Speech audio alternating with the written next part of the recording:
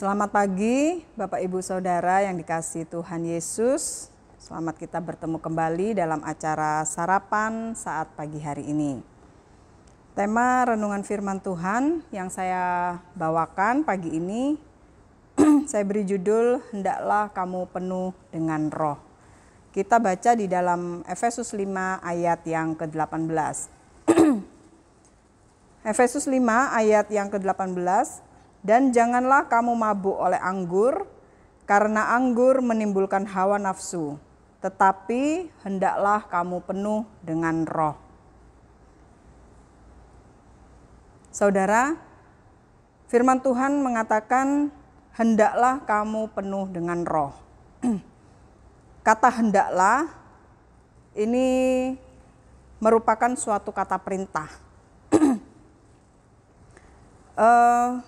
Berarti hendaklah kamu penuh dengan roh itu adalah kalimat perintah, yaitu kalimat yang mengandung makna meminta atau memerintah seseorang untuk melakukan sesuatu. Penuh dengan roh itu berarti dipenuhi dengan pribadi Roh Kudus. Kalau dipenuhi dengan pribadi Roh Kudus, berarti Roh Kudus yang menguasai hidup dan memiliki kehidupan seseorang. Dari artikel-artikel yang saya baca, referensi, dalam bahasa Yunani, kalimat ini berbentuk present tense imperatif, yang berarti bahwa kepenuhan roh adalah hal yang diperintahkan dan bersifat terus-menerus. Jadi, hendaklah kamu penuh dengan roh itu dimaksudkan bukan hanya terjadi satu kali saja, tapi berlangsung terus-menerus ya saudara. Lalu yang menjadi pertanyaan kita adalah, mengapa Tuhan Yesus dalam firman-Nya memerintahkan kita untuk hendaklah kamu penuh dengan roh? Mengapa kita harus penuh dengan roh? Bukankah apakah tidak cukup hanya menjadi seorang Kristen yang aktif? Kenapa kita harus penuh dengan roh? Saudara, kalau firman Tuhan mengatakan hendaklah kamu penuh dengan roh, artinya ini adalah ada satu penekanan di sana. Dan itu berarti Tuhan menginginkan kita sebagai anak-anaknya untuk kita penuh dengan roh. Lalu mengapa saudara kita harus penuh dengan roh? Saudara, sebenarnya peran Roh Kudus dalam kehidupan anak-anak Tuhan itu sangat luas sekali. Kalau mau dibahas cukup banyak kegunaan Roh Kudus dalam kehidupan anak-anak Tuhan. Tapi saat pagi hari ini saya hanya mencatat 3 poin saja. Yang pertama saudara, Roh Kudus, kita perlu penuh dengan Roh Kudus karena Roh Kudus akan memimpin kita dalam kebenaran. Kita baca di dalam Yohanes 16 ayat yang ke-13.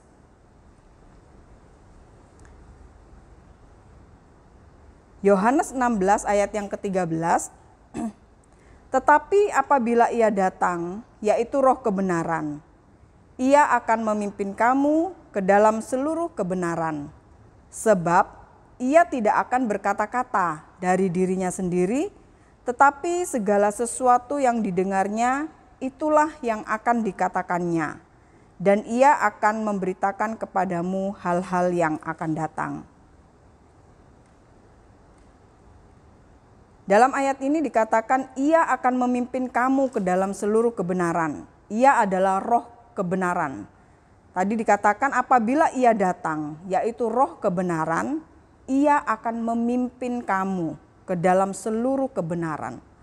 Roh Kudus bukan suatu kuasa saja, tapi Roh Kudus adalah suatu pribadi. Kalau suatu pribadi, maka firman Tuhan mengatakan Ia akan memimpin kamu ke dalam seluruh kebenaran. Saudara, Roh Kudus akan memimpin kehidupan kita sebagai anak-anak Tuhan untuk hidup dalam kebenaran. Kita sebagai manusia ini lemah ya saudara. Kita adalah manusia yang sudah jatuh ke dalam dosa.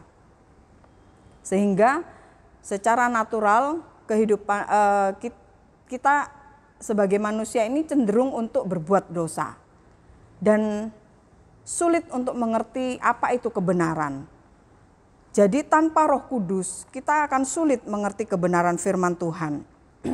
Itu sebabnya firman Tuhan katakan hendaklah kamu penuh dengan roh. Karena Roh Kudus yang akan mengubah cara berpikir atau cara pandang kita sehingga kita akan semakin mengerti firman Tuhan yang merupakan kebenaran itu. Dan Roh Kudus akan memimpin bagaimana hidup kita supaya seturut dengan firman Tuhan.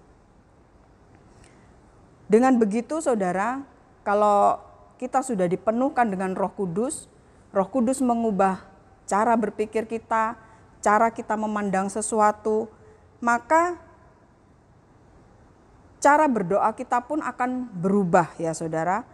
Maka di dalam Yohanes 15 ayat yang ke-7,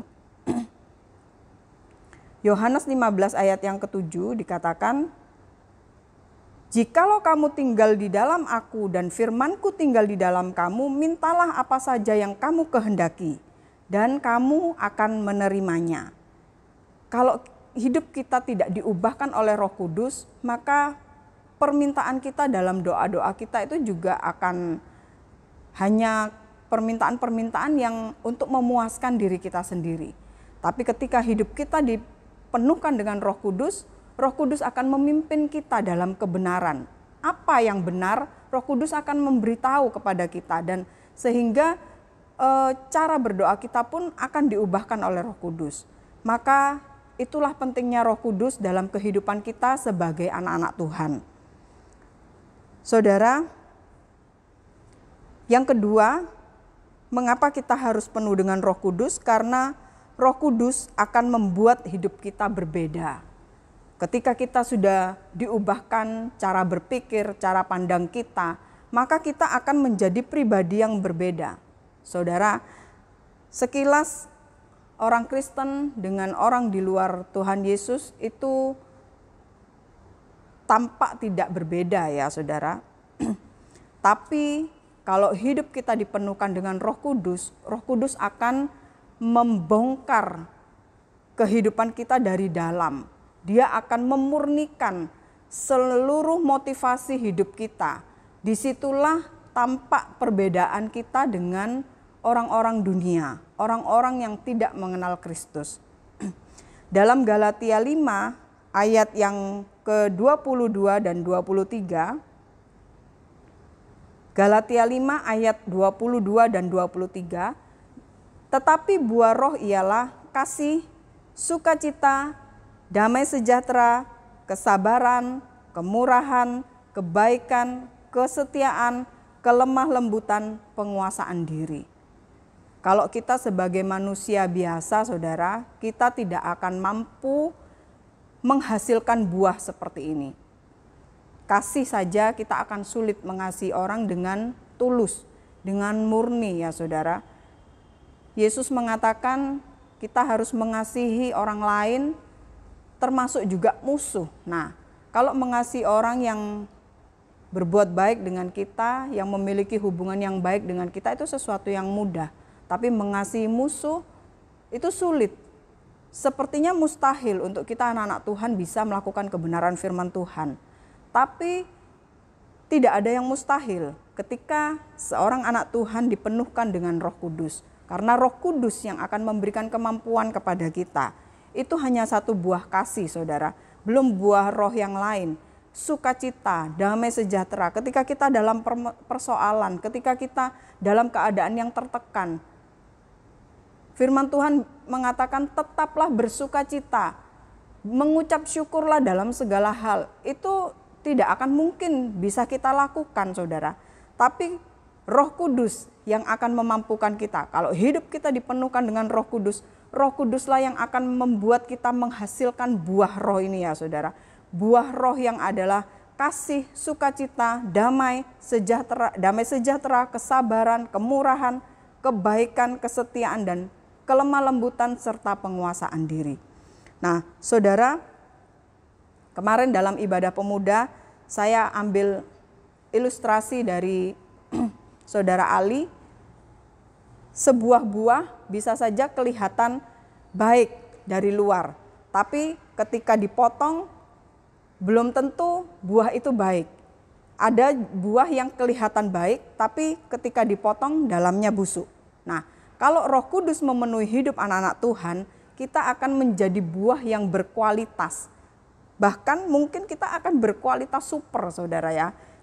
Kalau Situbondo sedang musim buah, orang-orang berlomba-lomba untuk menjual buah dengan kualitas super. Di mana-mana sekarang ada banyak orang menjual buah yang pasti yang dijual ya, mereka akan berusaha untuk menjual buah dengan kualitas yang super. Nah, saudara, kita sebagai anak Tuhan, kita tidak akan menjadi anak Tuhan yang berkualitas super kalau hidup kita tidak dipenuhkan dengan Roh Kudus. Jadi Roh Kudus itu menjadi sesuatu yang penting dalam hidup kita anak-anak Tuhan. Yang ketiga, saudara, Roh Kudus akan membuat kita menjadi anak-anak Tuhan yang teguh di dalam iman. Saudara, kita hidup di hari-hari yang terakhir, ada banyak tantangan, ada banyak masalah, hambatan. Kita tidak tahu apakah kita akan bisa melewati hari-hari ke depan yang akan semakin sulit.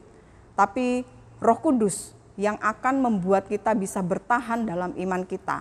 Roh Kudus yang akan membuat kita teguh, berdiri dalam iman, tetap mempertahankan iman kita dalam Yesus Kristus. Seperti kisah para rasul ya saudara, ini satu contoh, kita tidak usah buka ayatnya, tapi kita sudah tahu ceritanya. Bagaimana kehidupan Petrus ketika dia belum dipenuhkan dengan Roh Kudus, bahkan dia sudah sempat menyangkal Yesus. Itu sesuatu yang menyakitkan ya saudara.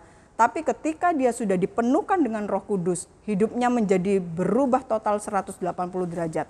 Bahkan ketika dia mendapatkan ancaman dari pemerintah sekalipun, Petrus menjadi orang yang teguh imannya. Dia tidak peduli tantangan yang akan dihadapi. Roh Kudus membuatnya berani. Roh Kudus membuatnya teguh berdiri dalam imannya. Paulus yang tadinya berkobar-kobar dia ingin mengejar anak-anak Tuhan, pengikut-pengikut Kristus. Tapi ketika hidupnya berubah, dipenuhkan dengan Roh Kudus, hidupnya menjadi baru. Bahkan dia berjuang keras untuk dia membawa jiwa-jiwa datang kepada Yesus. Saudara, jadi anak-anak Tuhan Yesus, jangan hanya berhenti menjadi sebagai seorang Kristen yang aktif. Tapi mari kita sama-sama memiliki satu gairah, kerinduan yang dalam untuk kita dipenuhkan dengan Roh Kudus. Karena Roh Kudus akan memimpin seluruh kehidupan kita, akan membawa kita akan semakin mampu melewati hari-hari yang ke depan. Mari saudara, bagi saudara yang belum dipenuhkan dengan Roh Kudus, milikilah gairah, keinginan untuk dipenuhkan dengan Roh Kudus. Minta penuh dengan Roh Kudus. Bagi saudara dan saya yang sudah dipenuhkan dengan Roh Kudus, jangan hanya berhenti di situ ya saudara, tapi hidup kita harus penuh dengan Roh Kudus setiap hari. Kita harus mengalami pembaruan-pembaruan. Kita harus mengalami bukti-bukti bahwa Roh Kudus bekerja dalam kehidupan kita. Sekian renungan firman Tuhan yang bisa saya bagikan. Semoga ini menjadi berkat buat saudara semua.